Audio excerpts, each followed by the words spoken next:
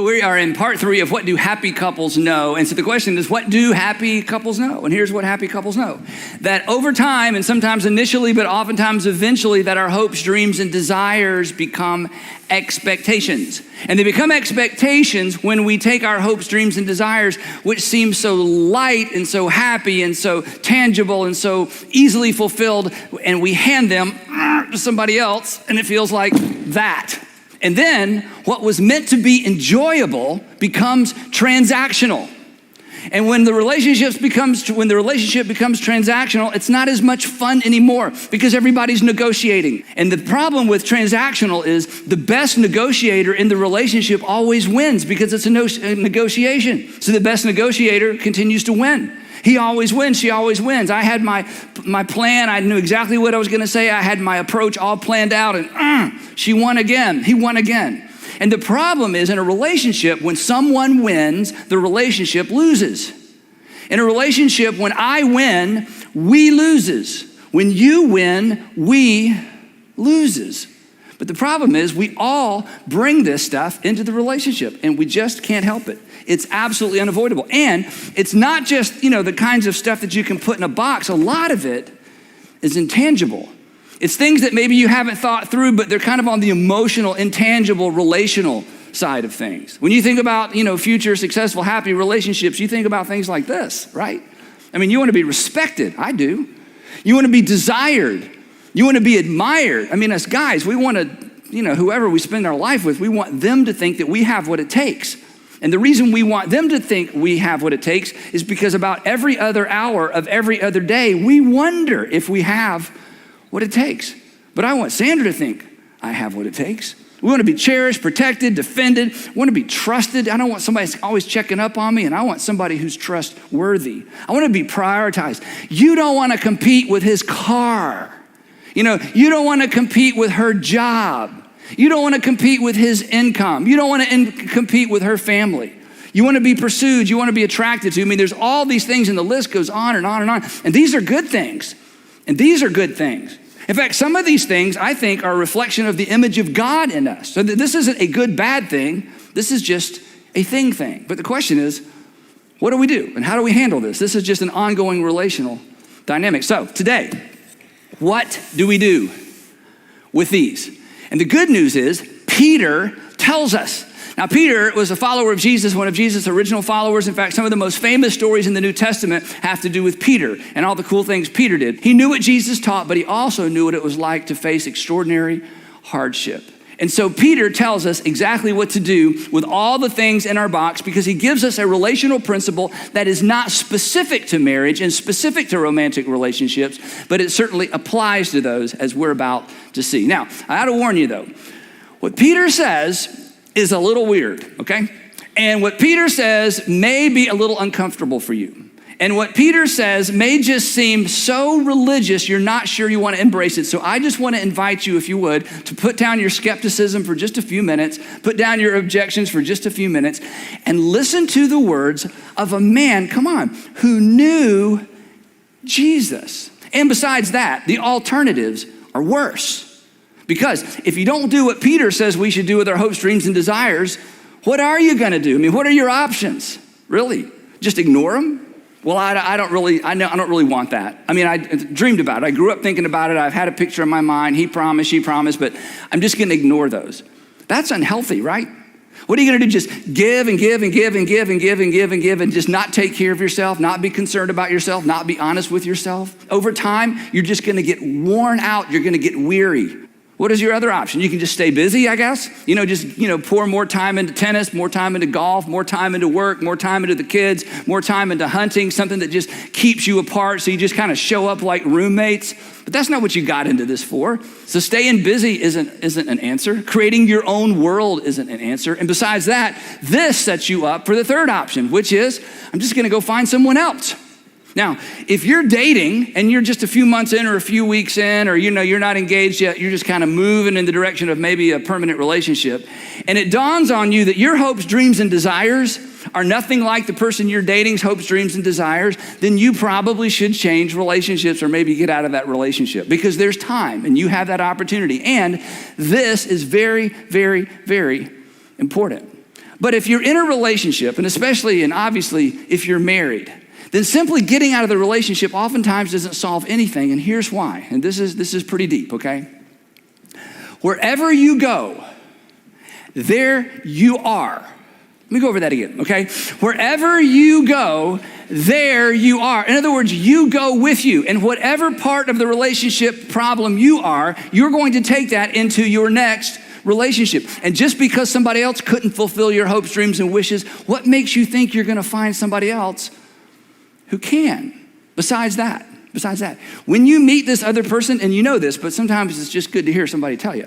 When you meet this other person, it feels so fresh and it's exciting and it stirs all that stuff that got stirred up the first time around. But this is generally not the answer. Again, here's an observation that I promise I'm not going to stay here too long. This is another message for another day, but just in case, this is for you. People don't rush into a new relationship because they're eager to give their lives to someone. In other words, the person that you're thinking about getting in a new relationship with, okay, you're not anxious for that new relationship because it's like, wow, I just want to know what his or her hopes, dreams, and desires are. I need a new relationship so I can help somebody else fulfill their hopes, dreams, and desires. That's not why you're looking for something new. And by the way, that's not what they're looking for either. People don't jump into new relationships because they're trying to give their lives away. You know, the problem with my relationship is I just can't give my life to my husband. I can't give my life to my wife. I just can't give my life to my fiance. I got to find somebody else. That's not what's going on, is it? I mean, come on, let's be adults. Let's be honest. You're hoping to get something that you aren't getting. And you should at least know that. And you should be honest enough with yourself to acknowledge that. Which means, you're going to hate me for this, but if you are dating someone who is recently divorced, time is your friend. If you are recently divorced and you're dating someone, time is your friend. But come on, let's be honest. Why do we rush into another relationship? It's not because we just want to be selfless with someone new. Is it? No. It's because I got this dang box and I am tired of lugging it around and I'm ready to hand it to somebody new. Because I think she's going to do it better, he's going to do a better job. Now again, we don't think this way, but come on. You just got to be honest about this stuff, right?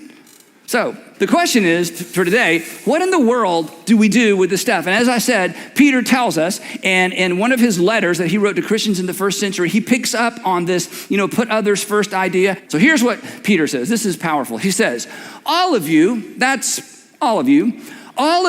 clothe yourselves, that is put on so that you're characterized by. All of you clothe yourself with humility toward one another. It's a general relationship principle that we're going to apply to romantic relationships in just a minute. In other words, clothe yourself with humility. That means go small. That means go others first. That means go to the back of the line. That means at every relationship iteration, at every point of decision, at every transition, anytime there's a potential conflict, here's what you're supposed to do. You should ask yourself, what would a humble person do? You say, well, Andy, I'm not really humble. I know. That's why we're asking this question. Now, let me tell you a little secret about humility.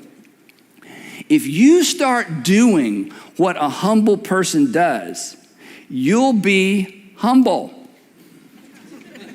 You go, oh no, it's an internal thing. It's not. See, you read your mind. You know if you're arrogant. But everybody else just reads your actions, and actions speak louder than exactly. So if you start doing what a humble person does, you'll be humble. And if you go, oh, I'm already humble. No, you're just reading your own thoughts. We're reading your actions. You're not. So stopping every once in a while, I'm telling you, this is a relational game changer. And asking the question, okay, I know what I'm gearing up to do. I know what I normally do. I know how I feel. I know what happened last time. I know what my mama says. But you just stop and you go, okay, but if I were to go small, if I were to go into the line, if I were to put someone else first, what would that look like in this circumstance? What would a humble person do?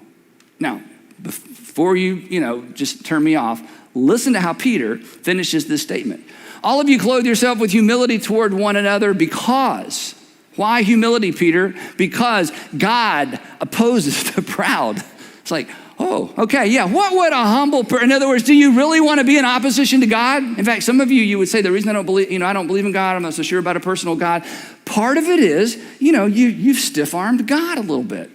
And Peter, who knew Jesus, who was the Son of God, said that God pulls back from proud people, that God leans away from and leans back from proud people. And before you judge God too harshly, that's what you do as well, right? I mean, you're not drawn to arrogant people, right? Don't you pull back? Don't you kind of resist entitled people, demanding people who are always trying to squeeze out of you whatever they can get out of you for their benefit, and they only think about themselves and they rarely think about how their behavior impacts you? But look what he says. God opposes the proud, but he shows favor or grace. In fact, grace is actually a better translation of this word. He shows grace or favor to the humble. Now, this is an extraordinary promise, and in the English text, it's a little hard to see how this is a promise, but here's what this means. Peter says that when you humble yourself in a relationship, it is an invitation for God to give you the strength you need, the endurance you need, the power you need to maintain and to do the right thing. Because humility is an invitation to God. Humility is an invitation to God. Humility throughout the Old and New Testament, humility, and perhaps you've experienced that, humility when we go small, when we go back of the line, when we go others first, it is an invitation for God to do something extraordinary in our lives and in our relationships. So he says this, let me say it again a different way. Peter says, humble yourselves, therefore, under God's mighty hand. Not under God's mighty hand like, gotcha, not that kind of under God's mighty hand. To be under God's mighty hand is to be under the canopy of his protection. It's to be under the canopy of his authority. He says, when you go humble, you are basically backing into the safest place you could be because God leans into the humble. God leans toward the person that says, what is the humble thing to do? What would a humble person do when she says, when he says, when he doesn't, and when she does? And this is an imperative. It's when you want to power up, when you want to get demanding, when you want to defend. He says, nope. Ask what would a humble person do, and then you just do that. And not only are you under God's mighty hand, he's about to say you're also in God's mighty hand. So it's not only under authority, it's not only under protection, it's in a place where when God is ready, he can do something extraordinary for you. And that brings us to this second promise. That, or the purpose, or the result, that he may lift you up because you're in his mighty hand. God, I've done the humble thing. I've done the submissive thing. I've done the others first thing. I've placed myself in your mighty hand. And God says, and when the time comes, when the time is right, you've put yourself in a position to where I can lift you up. Now, you hear all that and you think, okay, I'm sure that makes perfect sense to you. I have no idea what you're talking about. What does this even mean? So I think when Peter was writing this made perfect sense to him because of the context and culture he was in. I think he's writing this and he realizes, okay, this is probably way over everybody's head.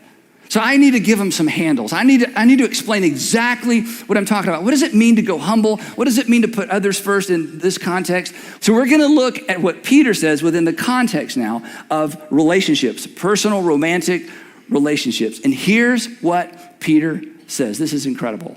He says, I'm inviting you because I spent time with Jesus. And so speaking on behalf of Jesus, the Son of God, he says, I'm inviting you. Check this out. He says, cast all your anxiety, all your frustrations, all your she said, he said, I thought, I always thought it was going to be, I always dreamed it would be, they promised. Cast all of your anxiety on him. Talking about God, in whose mighty hand you stand and under whose mighty hand you dwell. Cast all your anxiety on him. In other words, don't miss this. This is an invitation for you to unload on God.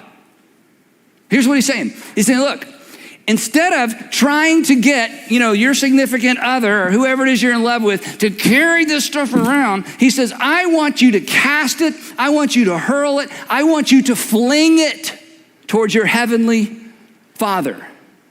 All your anxieties, all your cares, all your frustrations, all your unfulfilled dreams, all your he promised and she said and I believed and I thought we'd talked that through and I thought we'd agreed upon. Peter says, okay, before you take it to them, take it to him. Cast all of it on your heavenly Father.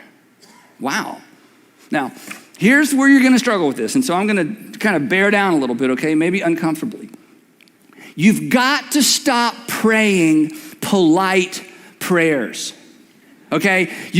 Don't pray polite prayers.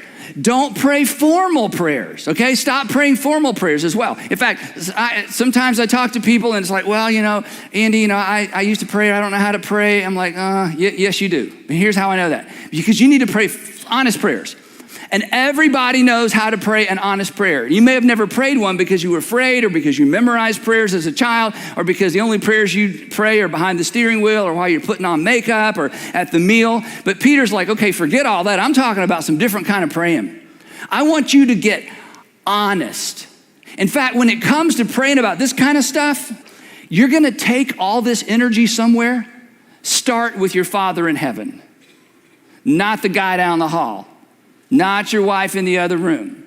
Don't wait for that garage door to open and get ready to unload your hopes, dreams, and desires. You start with your Father in heaven and you pray this out loud.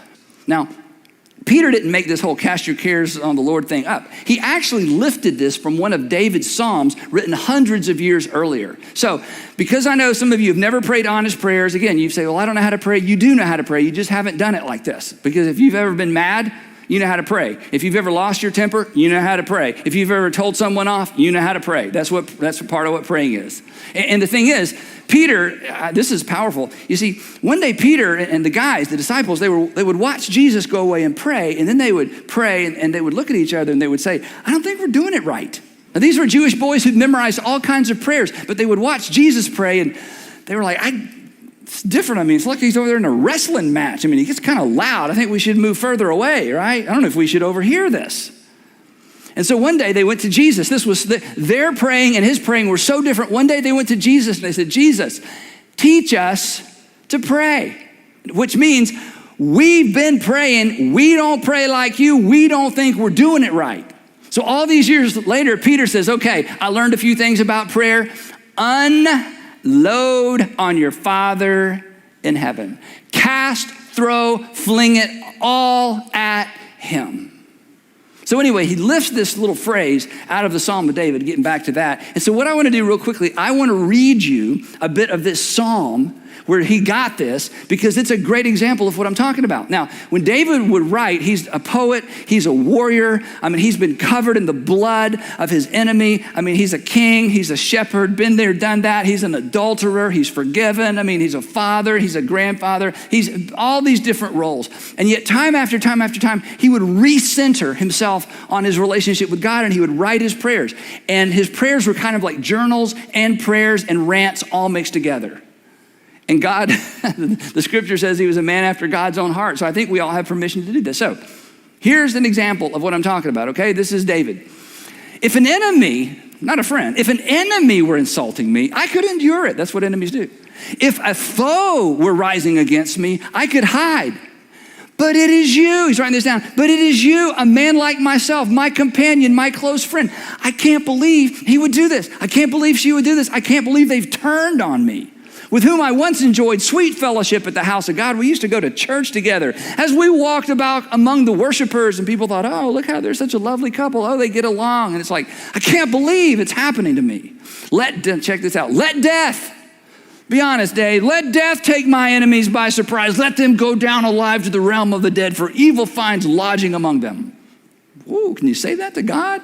Do you know what the English equivalent of this is? To hell with them. That's what that means. To hell with them. Oh, okay.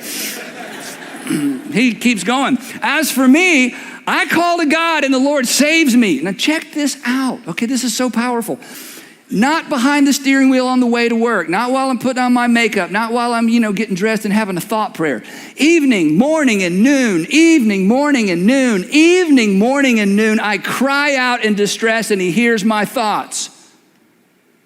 He hears my voice. David's saying, sometimes I'm so desperate and frustrated, I pray 3 times a day and I pray loud, and they are not polite prayers. Wow. And as a result, he rescues me.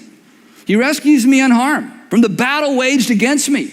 It's like a war, he says. Even though many oppose me, God, I love this, God who is enthroned. lifts his eyes off of his circumstances, off these relationships. God, who is enthroned from of old, who does not change, he will hear them and humble them because they have no fear of God. God's going to get my enemies. And then David kind of regathers himself, recenters himself, and he makes this statement that Peter lifts up and uses in the New Testament years later. He says this, cast, here it is, cast, throw, hurl, fling your cares on the Lord, and he will sustain you. He will never let the righteous be shaken, or he will never let the righteous be brought down. But you, he's not done, but you, God, will bring down. I might not be brought down. The righteous may not be brought down, but you, God, will bring down the wicked into the pit of decay. The bloodthirsty and deceitful will not live out half their days. Ugh. See, that's not nice, is it? You know what that is? That's honest. You ever prayed like that? I know you've unleashed hell on, the person you're living with or your husband or your wife, or, you just kind of, I'm going to tell you one more time, you've done that. But have you ever talked to God that way? You're like, I didn't know we could talk to God that way. Look, if you've never been that honest with God, my friends, you've never opened your heart completely to God. He doesn't want polite. He wants you. And that's part of humility. It's heart wide open. God, I am so frustrated. I am so fed up. I am so done. I am so over it. God, I wish I'd never met him. I wish I'd never married her. I wish I'd never slept with him. Well, there's that. Okay, I wish I'd never met him. I'm just so over it. And I need you because I don't know what to do. This isn't unrealistic. We talked about this. God, I need you. And here's the thing, and understand this. If you didn't have permission to be that honest with your parents growing up, especially with your father, don't you talk to me that way, one of those deals, this is gonna be hard for you. And I've been doing this a long time, and when my kids hit that age where they just had some things to say, I told Sandra, it's okay. I am honored, and I always tell them when they would just lose it at me, on me, because of me, whatever it might be, I would just absorb it. And when they were finished, I would say, thank you.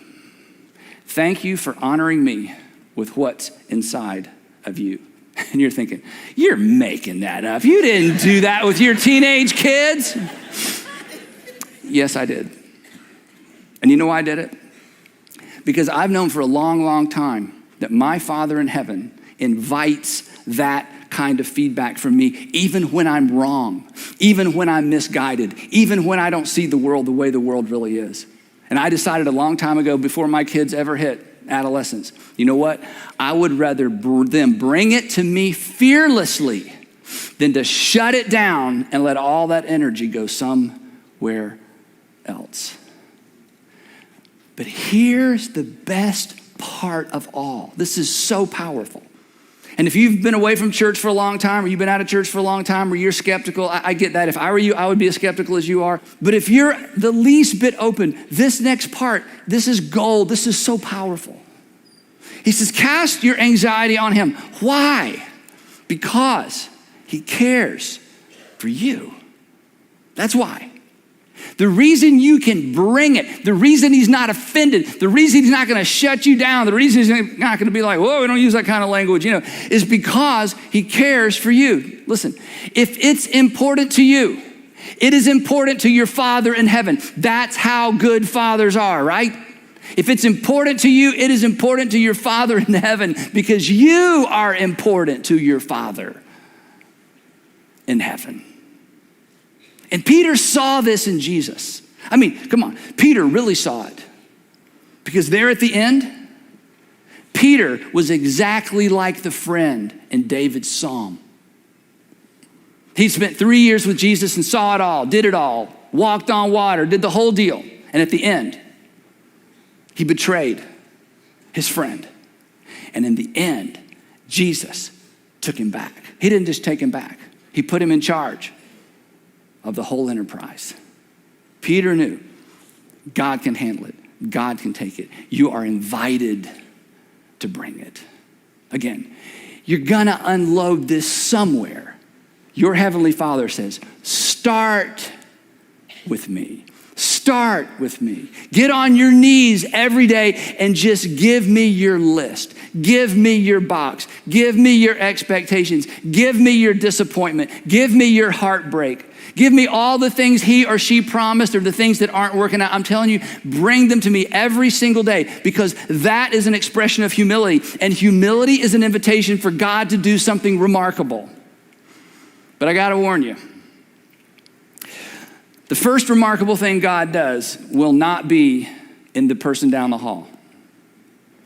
The first remarkable thing God does, if you do this, will be in you. In fact, you'll begin to see this box differently. You'll begin to see some of the things in this box differently. Chances are you'll take some things out of the box. You may discover that you've been trying to squeeze something out of your husband or your wife or fiance that was never in them to give in the first place, and that they weren't created to give you in the first place. And you may discover that you both really hope for and dream of and wish for the very same thing. But that transformation will never happen as long as you're taking it to them first. And so your Heavenly Father says, I invite you. No more happy prayers, no more polite prayers, no more, go through all the, just bring it to me.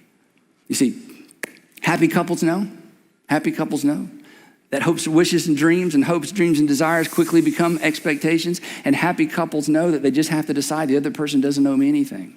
Happy couples know that it's a submission competition, that it is a race to the back of the line. And happy couples know that sometimes, you have to throw things.